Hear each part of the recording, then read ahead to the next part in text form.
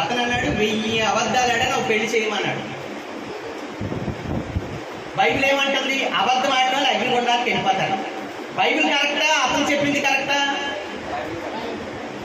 1000 అబద్ధాలు ఆడి పెళ్లి చేయమని, అబద్ధాలు ఆడవద్దని బైబిల్ చెప్తుంది.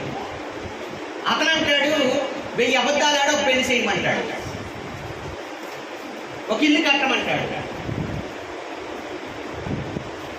అంటే నువ్వు దేవుని మనిషివా, దయ్యపు మనిషివా? నువ్వు మనిషికి న్యాయం చేస్తున్నావా, దేవునికి న్యాయం చేస్తున్నావా? మనిషిని నమ్మొద్దన్నాడు కదా దేవుడు.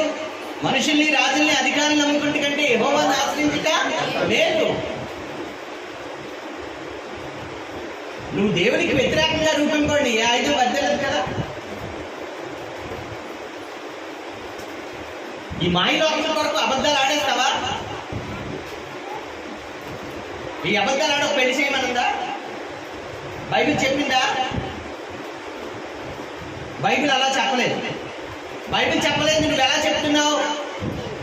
అది చాలా తప్పు. అది పరిశుద్ధ గ్రంథం. పరిశుద్ధుడైన దేవుడిని నువ్వేం చేస్తావు? కలంకం చేస్తున్నావు, అపవిత్రపరుస్తున్నావు.